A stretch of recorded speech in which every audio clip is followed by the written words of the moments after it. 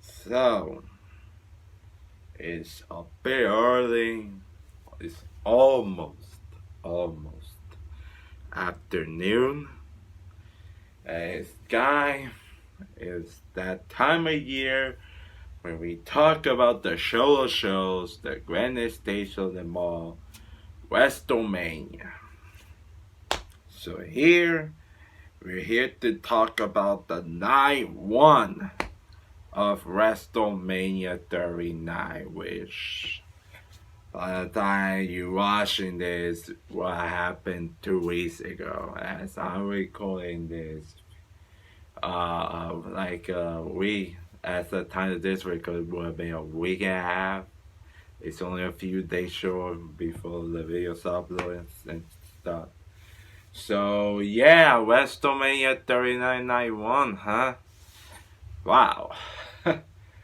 What a show. Like, WrestleMania 39 night one, by the way, I may even record night two right after this. So, right after I made this night one review. So yeah, I think the best way you can describe WrestleMania, specifically night one, was fun. Like, it really flows so well. Like the pacing and overall the vibe of that show really made it a really great show. Night one. I think out of all like night ones, WrestleManias that we've seen, I think this might be my favorite one. Although 38 was great in its own aspect, I feel like this was even better, was slightly even more better with the pacing and how the crowd, and even the crowd was up to like throughout all of the show. Like it had a special feeling that most recent like manias didn't quite seem to have, and mostly because of the pandemic, of course. I mean, look at 36, and 37 had barely any like fans compared to this. Yeah, like it's pretty apparent that this man was felt special, and yeah, and like every it felt like every match on this card delivered in some form except for the first match, which I really didn't really expect it to be. You got for the United States Championship, you got Austin Theory defending against John fucking Cena. What can I even say? John fucking Cena did his usual self, getting his ass kicked for most of the fucking match. In theory, here's what I'll say, like, it felt like with this match, Austin Theory needed to have like a breakout performance to really show that he is the future of the company and a future main event for this company for years to come. And I'm sorry, but he really wasn't. Like, he really did not have it in this match. Like this, this is WrestleMania. Like, you would expect Theory to break out his usual set and perform a defining career performance against a 16-time world champion. And he really didn't deliver to what I wanted him to deliver, and he really didn't. And this made for a basic, average, quite boring match. It really was. Like, oh my god, like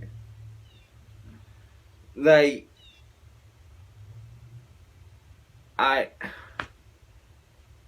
bet some of the crowd are fucking happy to see Cena.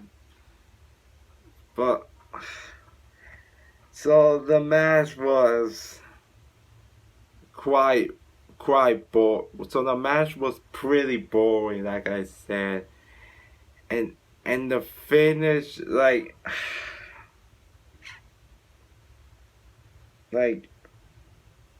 I get it. Austin Theory is a heel. But why the fuck do you have to fucking protect John Cena so much? Like,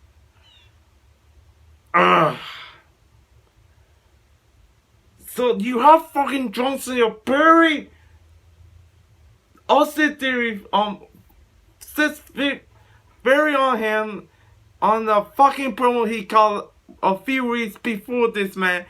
And you have fucking Austin Theory still barely able to fucking win this match? Are you fucking kidding me? Like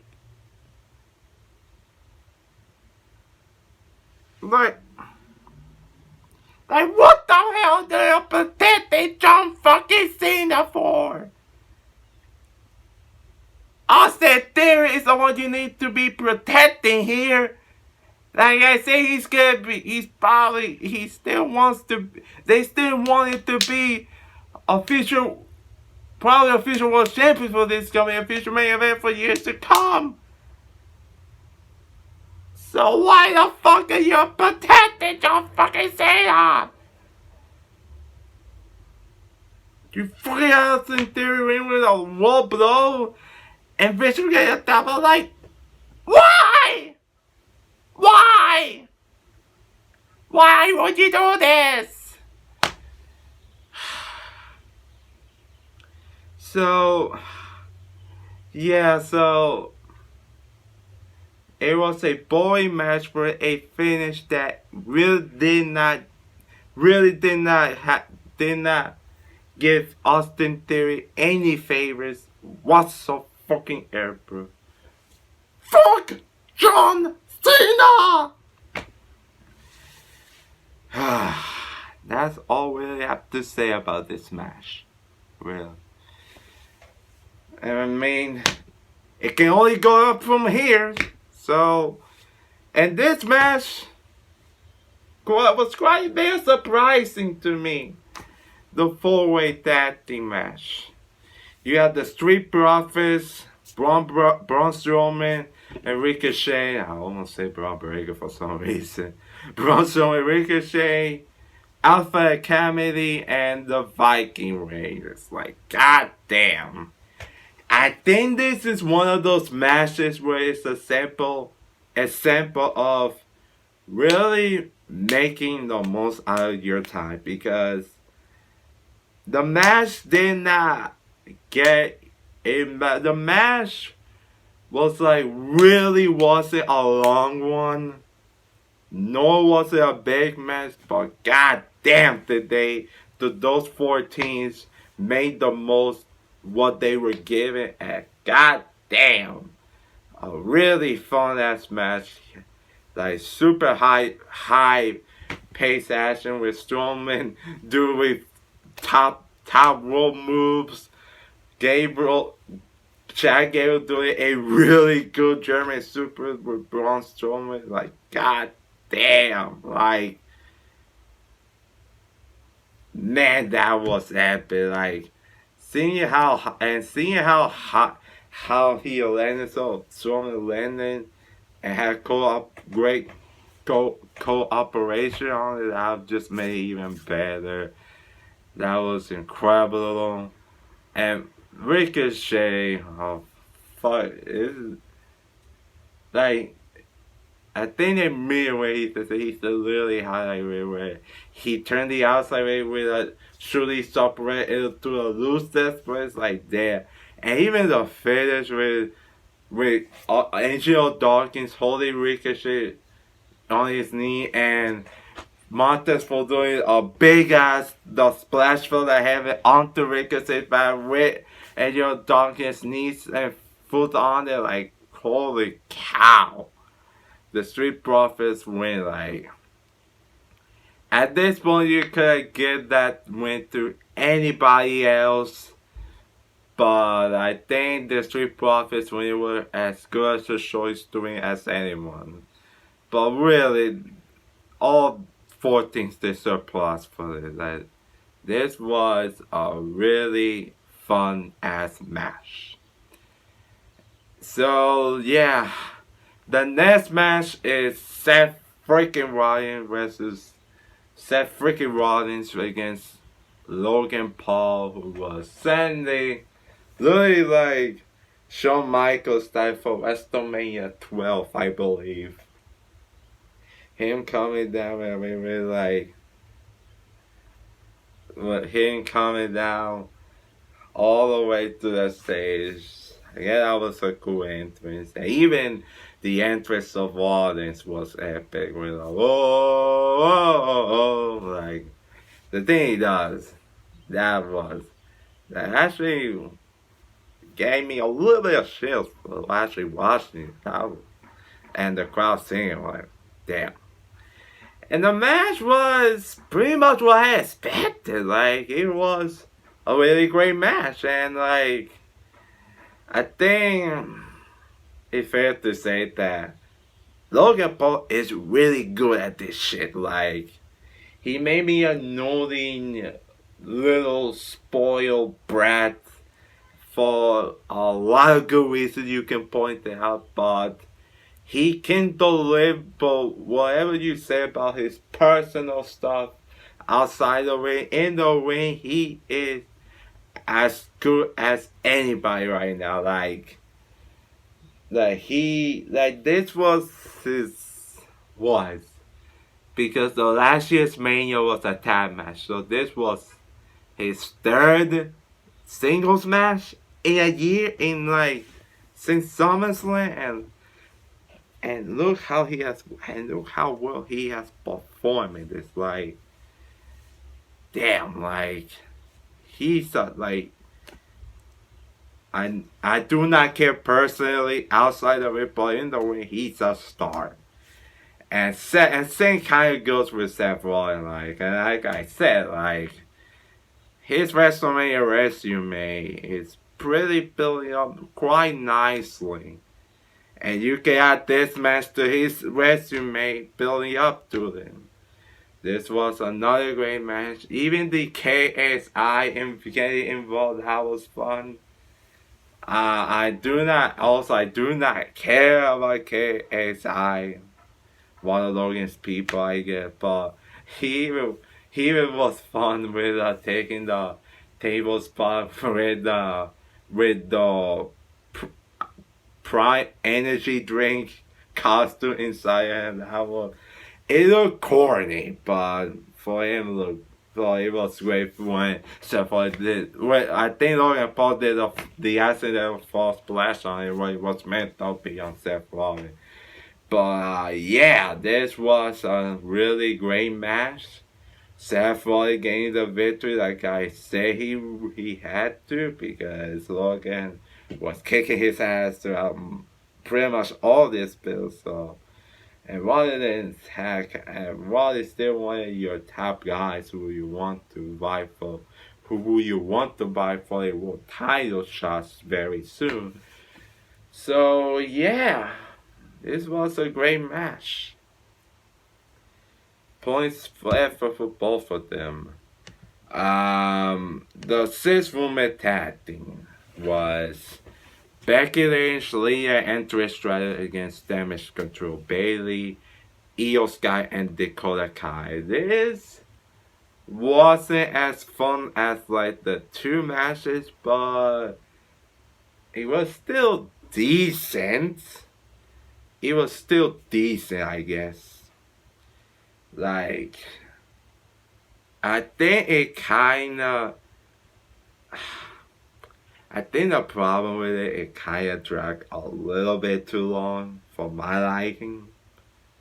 I think you could have cut like the final minutes of this match, and it might have been, it would still be allowed, it would still accomplish what you wanted to do, but like, yeah, like, it's somewhere like the middle portion, like,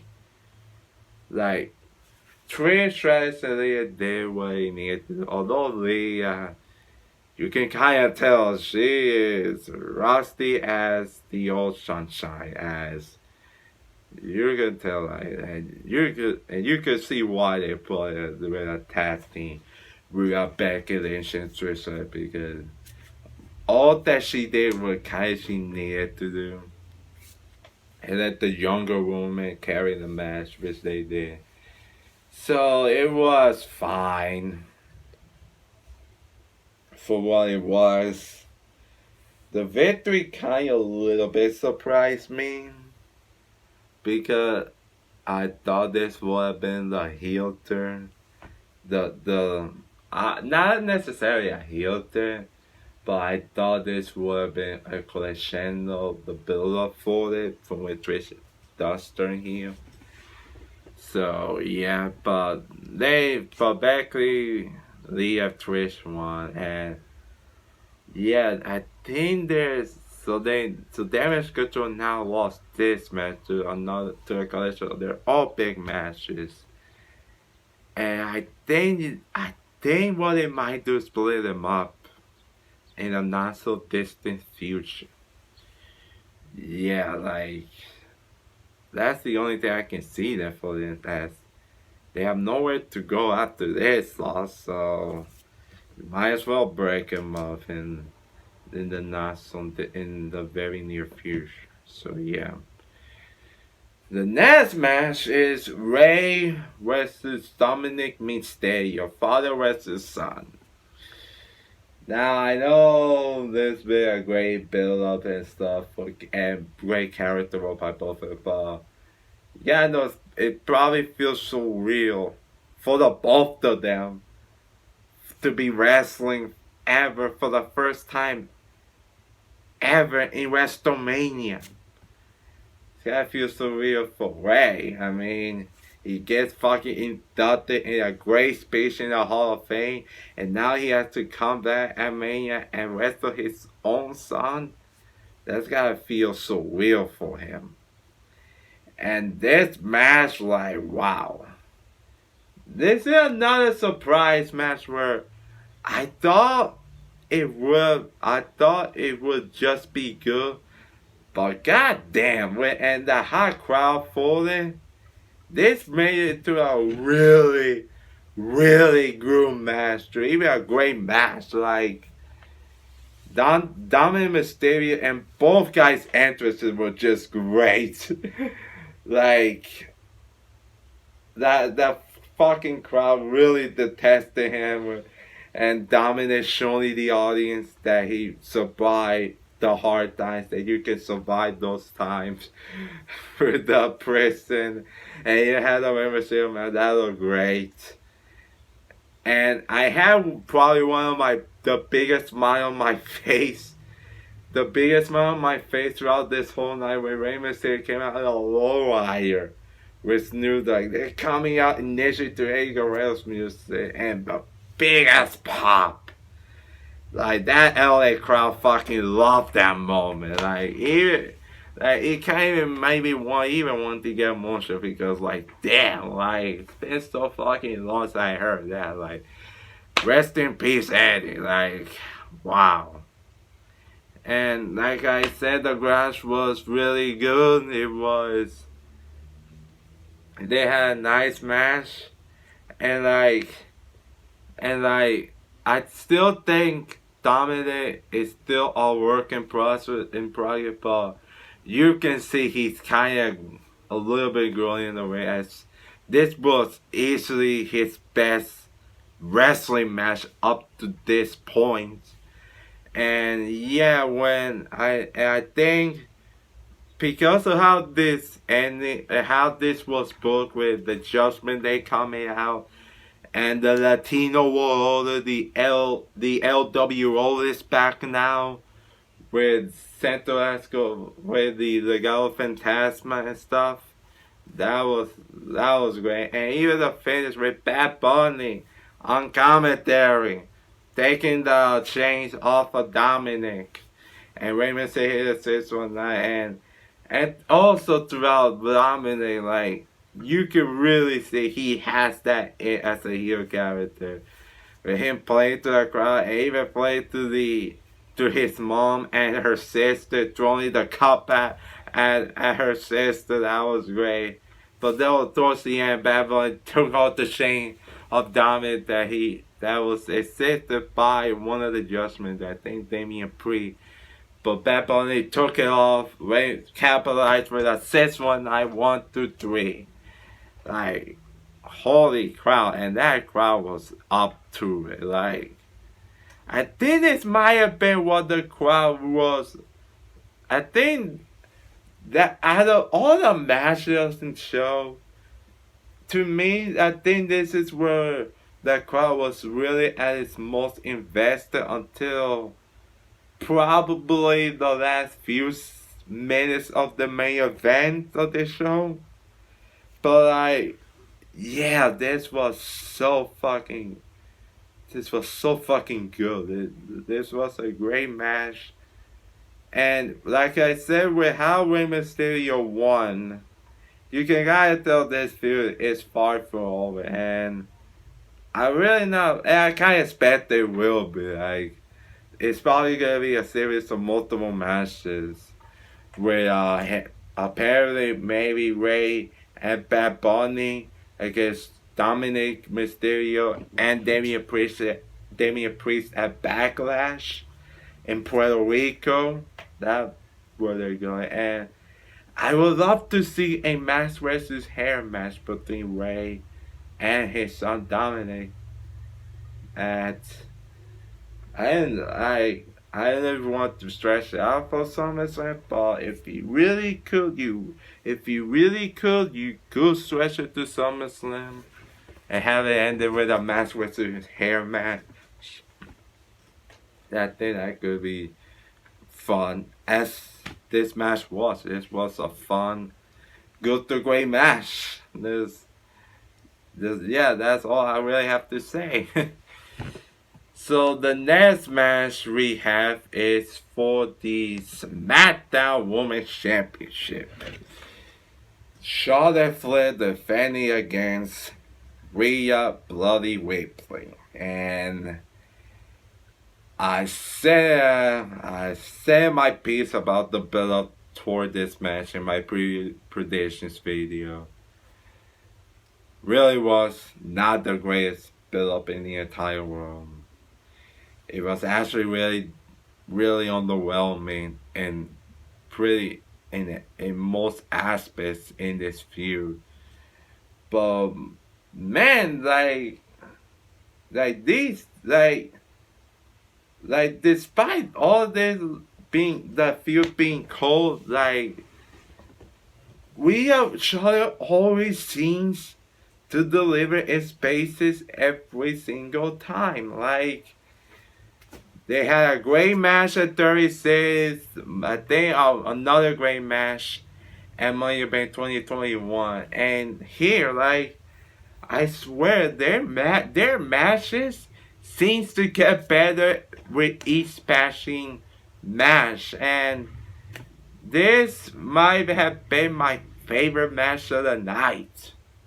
This was a kick-ass match. And the thing, with Charlotte Flair, she may get overpushed most of the time. Most of a bit of detriment to the other women in the company. But tell me, tell me, when you put Charlotte Flair in a big match and hasn't delivered. Well, except last year for that Ronda Rousey WrestleMania, that was, yeah, forget about all that. But when has Charlotte been in a big match like that and hasn't delivered? There's probably a reason why she's being pushed to the degree that she is, because when you put her a big match like this, she will give you her absolute best every single time. And Rhea, man, I'm so fucking proud of her. Her progression over the last year, her heel turn being aligned with the Judgment Day, which pretty much was the best thing that could have ever happened to her. And it all led to this match and to this moment for Rhea. Like, yeah, and this match, they took their time in the first 10 minutes or so, but I think when they started, I think we started kind of the first red title that's when things kicked up and out a gear. Things started to pick up from there, and like, for there on out, got better and better.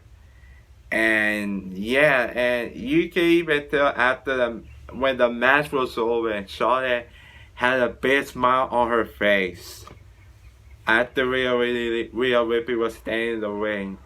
You could tell like she wanted to make Rhea. She really wanted to put Rhea Ripley over big tonight, big on that night.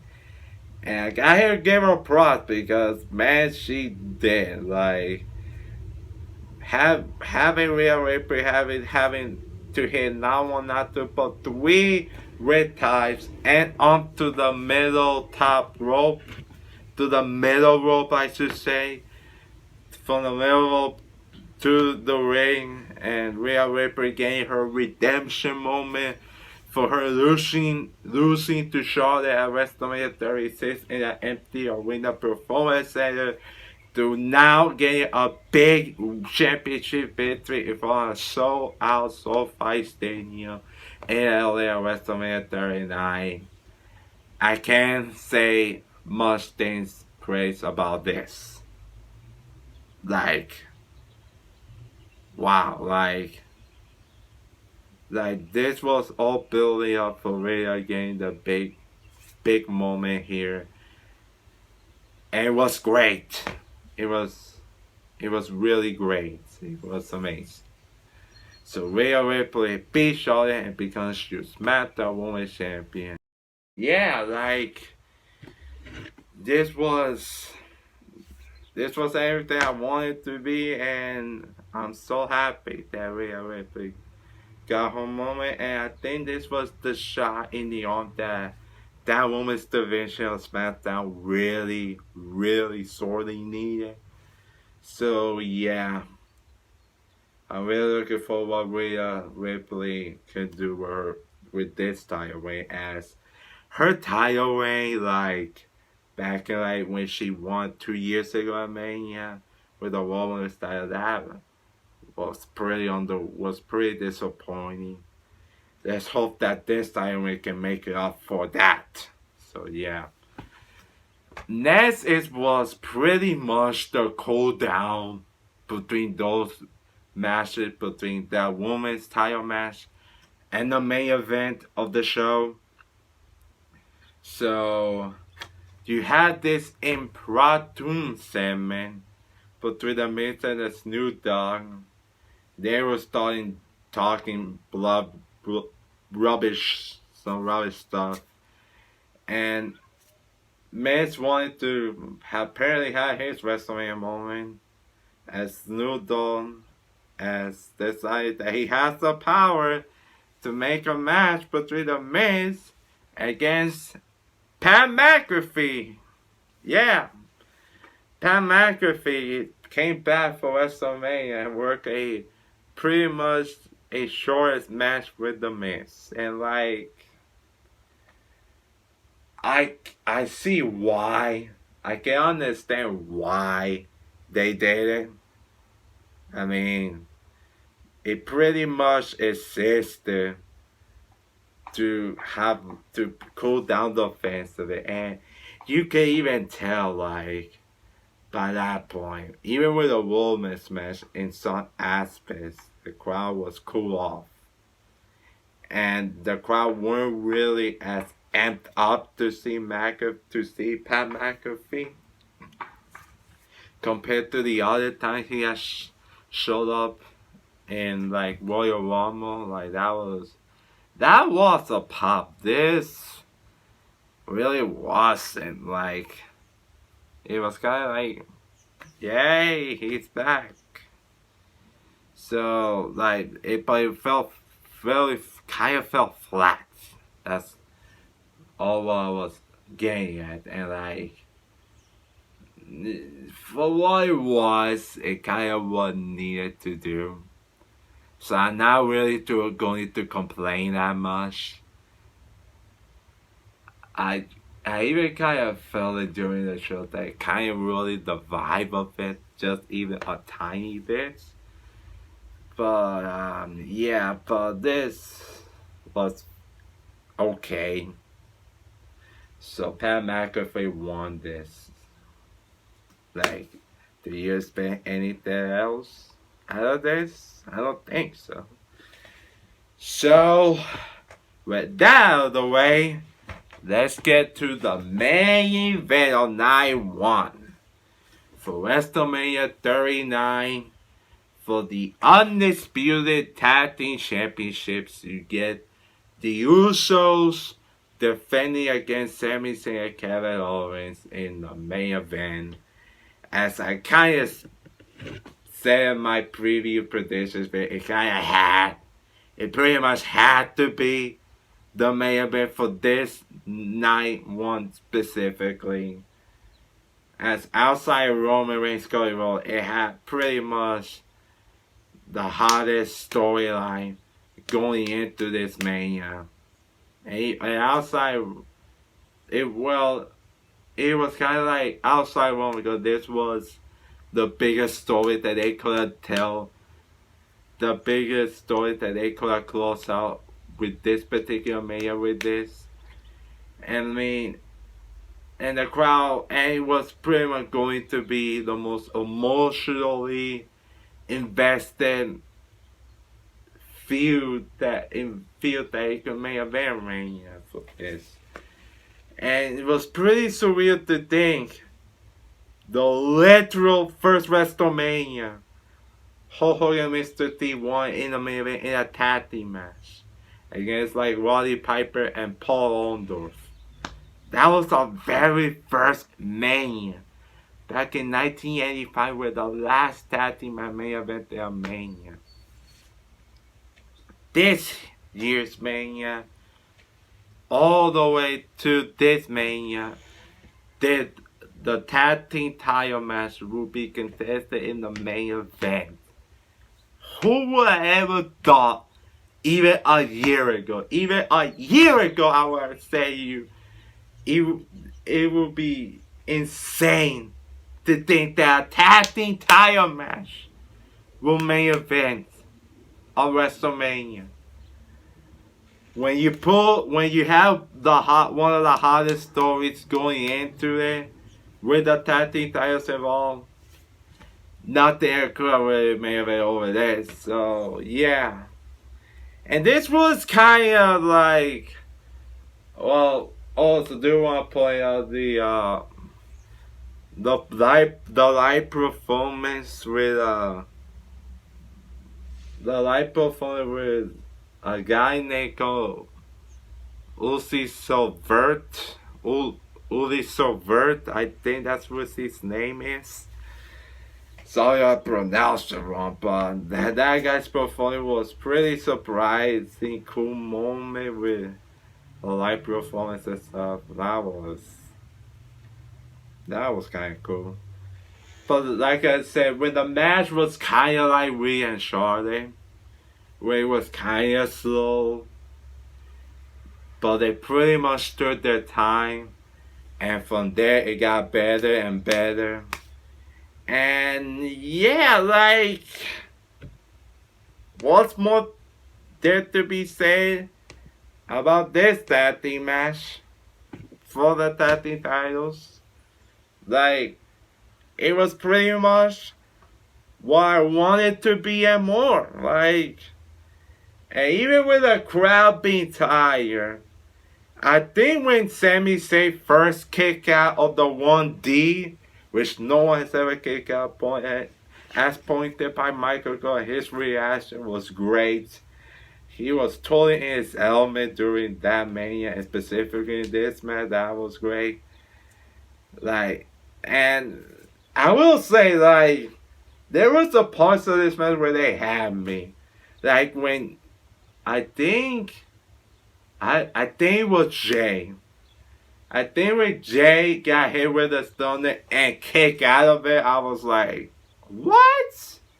Even if I thought Sammy had to get the victory over, I was kind of like, really? And when they did the double splash thing with the both Russo onto Kevin Owens, like, I was, like, they really got me with the double splash thing. I was like, this is how they're gonna fucking end with this. But always KK was great. It just builds and builds and builds to this epic moment with Sammy surviving of everything. And in the end, hitting not one, not two, but three Haluva kicks to Jey Uso while Kevin hit the stunner on Jimmy Uso. And it was Sami Zayn that pinned Jey Uso. Like, it's probably one of the most poetic endings that they could have ended a WrestleMania. Like, the whole story was built around Sammy and Jay. Like, the whole contest of Sammy's story with the Bloodline has been pretty much about Sammy and Jay. Like, Sammy and Roman was like close second, but the real story was Jay and Sammy. And Sammy being the one that pinned Jay to end the tag team title reigns of the Usos was a poetic, epic finish to a great match for the tag team titles. And man, like, it had to be so surreal, but they got Sammy Zayn gotta be so fucking so fucking elated. And specifically for Kevin Owens, just around 18 months ago, looked like he was on his way out. For that end, late 2021, everyone thought he was leaving. And what did you know?